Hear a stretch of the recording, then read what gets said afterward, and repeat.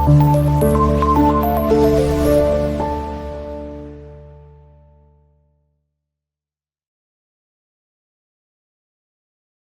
உறவுகளுக்கு வணக்கம். சுதந்திர இந்திய நாட்டில் சுதந்திரம் இல்லை வாழ்வில், பாழாய் போன நாட்டில் பட்டினிதானே வீட்டில். என்னடா இது சம்பந்தமே இல்லாம பேசுறானே அப்படின்னு நீங்க நினைக்கலாம். சம்பந்தம் இருக்குங்க. இன்னைக்கு நம்ம நாட்டோட 79வது சுதந்திர தின விழா. இந்த சுதந்திர தின விழாவை தமிழகம் முழுக்கும் தமிழக அரசும் இந்திய அரசும் எல்லா மக்களுமே ரொம்ப சந்தோஷமா கொண்டாடிட்டு வராங்க. இந்த சுதந்திரம் ஏன் கிடைச்சது அப்படின்னு நம்ம பார்த்தோம்னா, ஆங்கிலேயர்கள்கிட்ட இருந்து கருத்துரிமை கிடைச்சது, பேச்சுரிமை நமக்கு கிடைச்சிருச்சு, போராடுறதுக்கு நம்ம உரிமை கிடைச்சிருச்சு அப்படின்னு சந்தோஷமா இந்த நாளை நாம கொண்டாடிட்டு இருக்கோம். ஆனா அதெல்லாம் இப்போ நமக்கு கிடைச்சி இருக்கா இல்லையா அப்படிங்கிறது தான் நாம இப்போ பார்க்கணும்.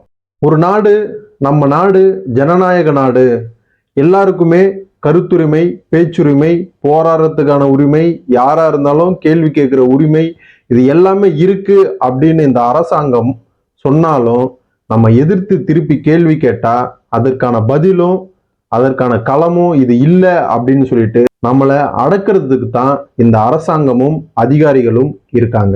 பொதுவா எல்லாருமே சொல்லுவாங்க, அரசு அதிகாரிகளும் அரசாங்கமும் மக்களுக்கானது, மக்களுக்கானது தான் அரசாங்கம். இது எல்லாமே மக்களால் தேர்ந்தெடுக்கப்பட்டவங்க தான் ஆட்சியாளர்கள்.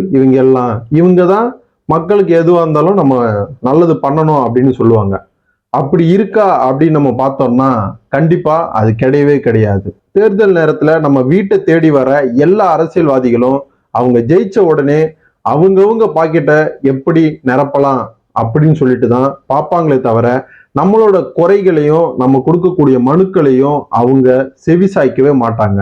எல்லா அரசியல்வாதிகளும் அப்படி இருக்காங்க தம்பி அப்படின்னு நீங்க கேட்கலாம். எல்லா அரசியல்வாதிகளும் இல்ல, ஒரு சில அரசியல்வாதிகள் தான் இப்படி இருக்கிறாங்க.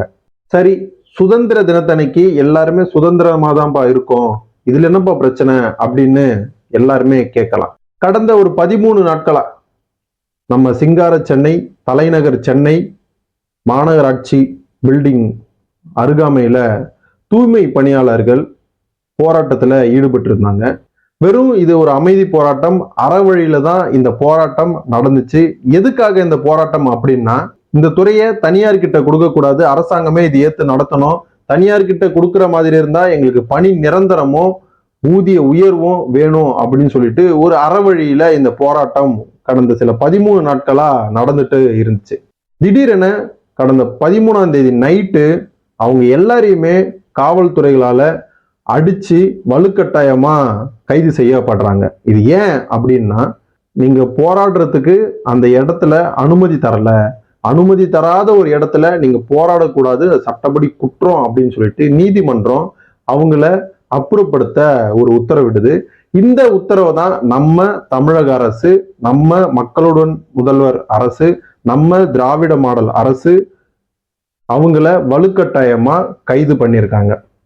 கைது பண்ணதும் இல்லாம அவங்கள ஆபாசமா பேசினதாகவும் அவங்க அடிச்சு துன்புறுத்தினதாகவும் அங்க இருக்கக்கூடிய போராட்டக்காரர்களும் தூய்மை பணியாளர்களும் சொல்றாங்க.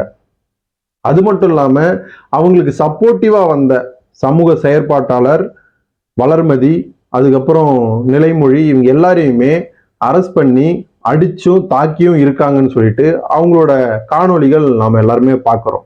எதுக்காக அவங்கள அரெஸ்ட் பண்ணாங்க, எதுக்காக அவங்கள அப்புறப்படுத்துறாங்க அப்படின்னு நம்ம பார்த்தோம்னா, இன்னைக்கு சுதந்திர தினம் இல்லையா? இந்த சுதந்திர தினத்தன்னைக்கு எந்த பிரச்சனையும் இல்லாம முதல்வரும் இங்க இருக்கக்கூடிய அரசியல் கட்சிகளும் அரசியல்வாதிகளும் கொடியை ஏத்தணும், சுதந்திர தினத்தன்னைக்கு எல்லாருமே சுதந்திரமா இருக்கணும், அதனாலதான் இவங்க எல்லாம் அப்புறப்படுத்துறோம், உங்களை போராடக்கூடாதுன்னு நாங்க சொல்லல, இந்த போராட்டத்தை இங்க பண்ணாதீங்க, இதுக்கான ஒரு இடம் இருக்குது அங்க பண்ணுங்க அப்படின்னு சொல்லிட்டு அவங்கள உடனடியா கைது பண்ணி அப்புறப்படுத்திட்டு அந்த இடத்துல போராட்டம் நடந்த தடமே தெரியாம அந்த இடத்த அவ்வளவு சுத்தமா கிளீன் பண்ணி மாநகராட்சி பில்டிங்ல மூவர்ண கொடி வர்ணத்தை காட்டிட்டாங்க. அந்த லைட்ஸ் மூலியமா வர்ணத்தை காட்டிட்டாங்க.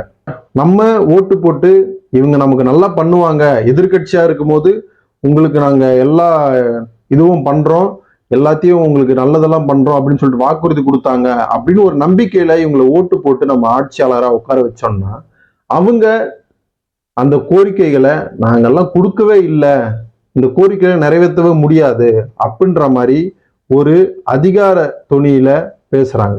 கைது பண்ணதுக்கு அப்புறம் நேத்து நம்ம முதல்வர் ஸ்டாலின் அவர்கள் என்ன பண்றாருன்னா, தூய்மை பணியாளர்களுக்கான சில நலத்திட்டங்களையும் நிவாரணங்களையும் அறிவிக்கிறாரு.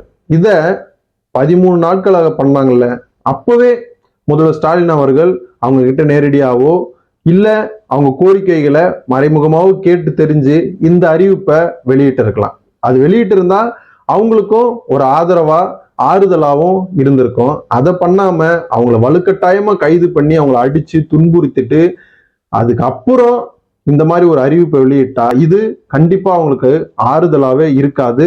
அரசு மேல ஒரு அதிருப்தியா தான் அவங்களுக்கு இருக்கும். இப்படி இருக்கக்கூடிய சூழ்நிலையில நம்ம போராடக்கூட ஒரு உரிமை இல்லை. அதுவும் இவங்க அனுமதி கொடுத்தாதான், அனுமதி கொடுக்கிற இடத்துலதான் நம்ம போராடணும் அப்படிங்கிற ஒரு நிலை இந்த நம்ம ஜனநாயக நாட்டுல சமத்துவ ஆட்சியில சமூக நீதி ஆட்சியில நடக்குது. எங்கேயோ ரஷ்யாவில் நடக்கிறது, உக்ரைன்ல நடக்கிறது, இந்த போரு அந்த போரு சர்வாதிகார ஆட்சி இப்படியெல்லாம் நம்ம பேசிக்கிட்டு இருக்கக்கூடிய நிலையில சென்னையில நடந்திருக்கக்கூடிய இந்த சம்பவத்தை பத்தி நம்ம யாருமே கண்டுக்கவும் இல்லை, பேசவும் இல்லை.